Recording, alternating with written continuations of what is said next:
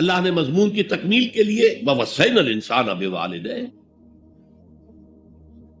اس سے پہلے سورہ عنکبوت میں آیا ہے وَوَصَّيْنَا الْإِنسَانَ بِوَالِدَيْهِ حُسْنًا، ہم نے انسان کو وصیت کی ہے والدین کے حق میں بھلائی کی، نیک سلوک کی۔ اچھا، والدین میں سے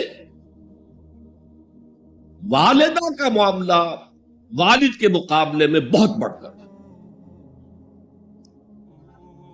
والد تو آپ کو معلوم ہے جو بھی ایک تعلق ہوا بیوی سے، اس کے بعد کا جو سارا معاملہ ہے وہ تو ماں کے پیٹ میں ہے، ماں کا خون چوس کر وہ بچہ پل رہا ہے۔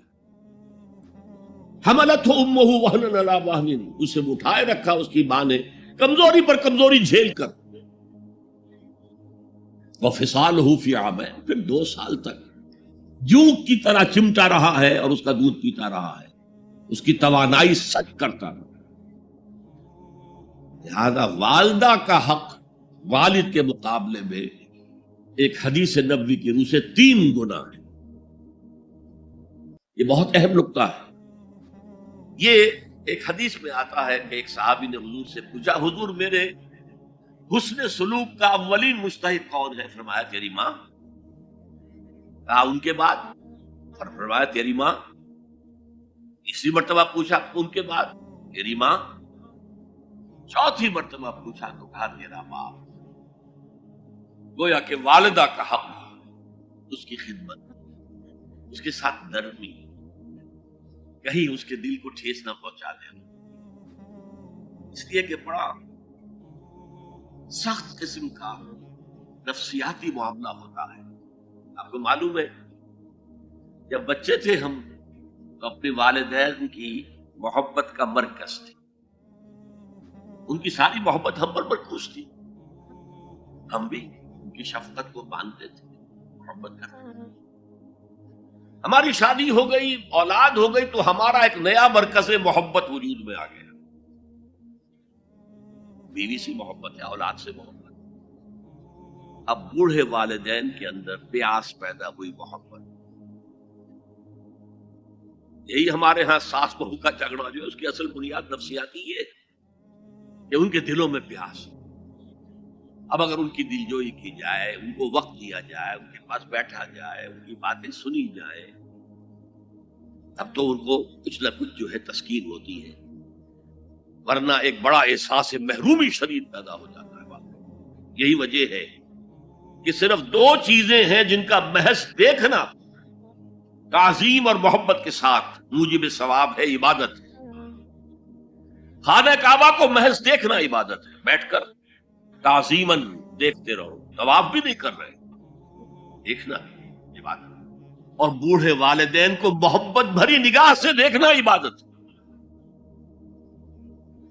اب یہاں دیکھیے اللہ تعالیٰ کو جیسے کہ کسی جگہ پر فرمایا گیا ان اللہ لا یستحی من سورہ احزاب میں ہے کہ تمہارا طرز عمل نبی کے لیے تکلیف دہ تھا، لیکن نبی حیا کی وجہ سے تم سے کچھ کہہ نہیں سکتے۔ تو اللہ کو تو کوئی حیا جو ہے کسی حقیقت کو روک لینے پر آمادہ نہیں کر سکتی۔ تو یہاں اللہ صاف فرما رہا اشکر لی ولی والدیک، پہلا شکر میرا ہے، خالق میں ہوں، والدین کے دل میں شفقت میں نے ڈالی ہے، مقدم شکر میرا ہوگا۔ ولی والدیک، مخلوق میں سب سے زیادہ شکر والدین کی، اور یہ قرآن میں 5 جگہ آیا ہے۔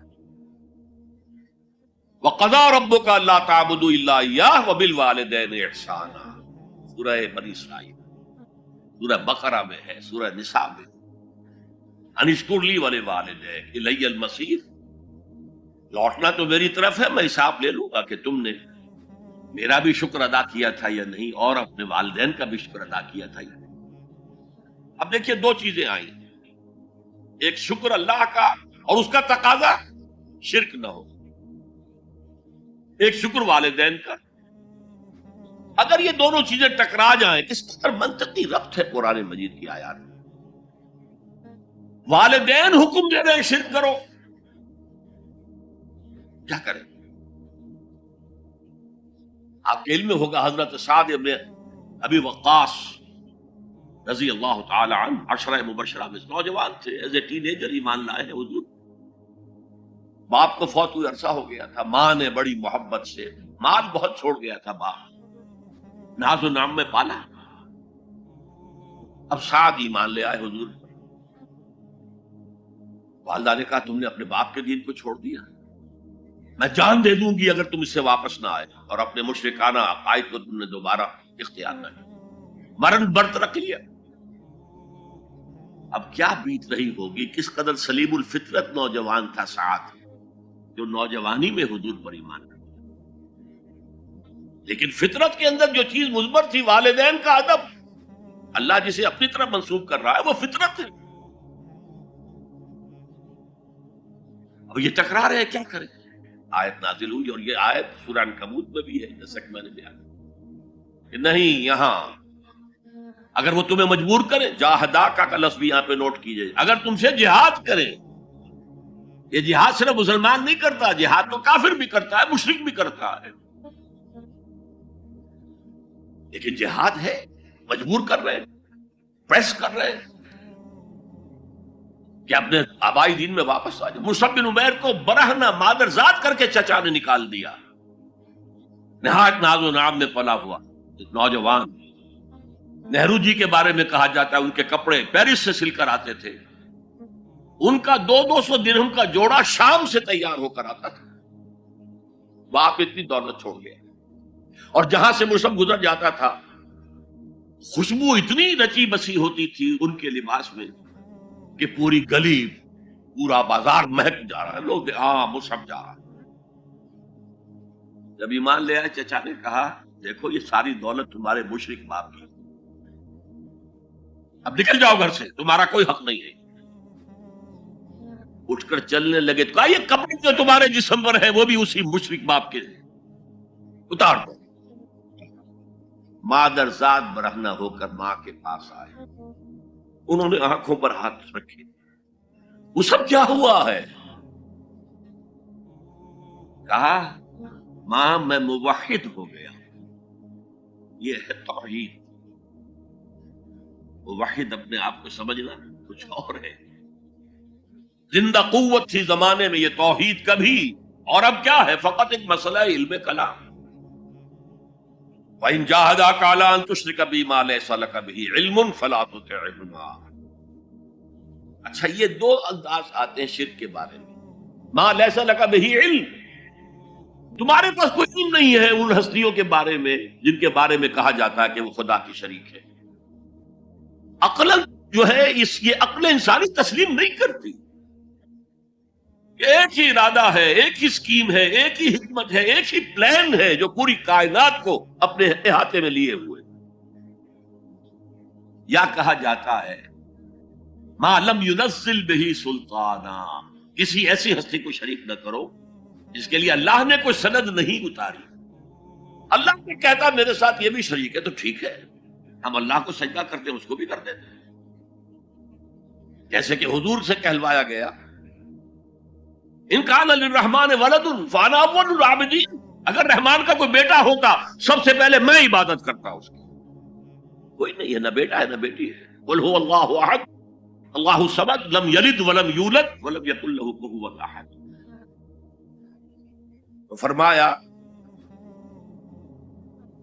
وَإِن جَاهَدَاكَ عَلَىٰ أَن تُشْرِكَ بِي مَا لَيْسَ لَكَ بِهِ عِلْمٌ فَلَا تُطِعْهُمَا. لیکن یہی توازن دیکھیے، یہ صرف اللہ کے کلام میں ہو سکتا ہے. یہ نہیں کہ پھر ان کو دفاع کرو، ان سے کوئی تعلق نہ رکھو، نہیں. صاحبهما فی الدنیا معروفا، ان کا کہنا تو مت مانو اس معاملے میں. اللہ کا حق احق ہے، بالا تر ہے، لیکن ان کے ساتھ دنیا میں رہو معروف طریقے سے، ان کے حقوق ادا کرو. چاہے مشرک ہے والدین، چاہے کافر ہے والدین، ان کی خدمت تمہارے ذمے ہے، ان کی ضروریات پورا کرنا تمہارے ذمے ہے اپنے مقدرت کے مطابق. صاحبہما فی الدنیا معروفا اور واتبع سبیل من اناب الی. پیروی والدین کی ضروری نہیں ہے، اطاعت والدین کی لازمی نہیں ہے. لا طاعت لمخلوق فی معصیت الخالق، کسی مخلوق کی اطاعت نہیں کی جا سکتی اگر اس سے خالق کی معصیت لازم آ رہی، تو والدین کے لیے بھی ہے، اطاعت مطلق نہیں ہے، پیروی ان کی ضروری نہیں ہے، پیروی اس کی کرو جس نے اپنا رخ میری طرف کر لیا۔ ابھی اللہ کا کلام چل رہا ہے درمیان میں جو آیا، اتباع اس کی، دیکھو کون ہے جس نے اپنا رخ میری طرف کر لیا ہے، پیروی اس کی کرو، والدین کی نہیں۔ اسی لیے سورہ بقرہ کے تیسرے رکوع کی پہلی آیت جہاں حضور کی دعوت کا بیان ہے، وہ کیا ہے؟ یا ایھا الناس اعبدوا ربکم الذی خلقکم والذین من قبلکم لعلکم تتقون۔ اے لوگو، عبادت کرو، بندگی اختیار کرو، پرستش کرو اپنے اس رب کی جس نے تمہیں پیدا کیا، تم سے پہلوں کو بھی پیدا کیا۔ تمہارے آباء و اجداد بھی تو اسی کی مخلوق تھے، جیسے تم سے خطا ہو سکتی ان سے بھی ہو سکتی تھی، لہذا یہ دلیل نہیں۔ وہ کہتے تھے ما وجدنا علیہ آباءنا، ہم تو اسی کی پیروی کریں گا جس میں ہم نے اپنے آباء و اجداد کو پایا ہے۔ تو آباء و اجداد کی پیروی ضروری ہے۔ واتبع سبیل من اناب الی ثم الی مرجعکم، پھر میری ہی طرح تم سب کو لوٹنا ہے۔ فانبئکم بما کنتم تعملون، پھر میں گنتی کر کر کے، نبأ تنبیہ، پوری طرح بتا دینا، آگاہ کر دینا۔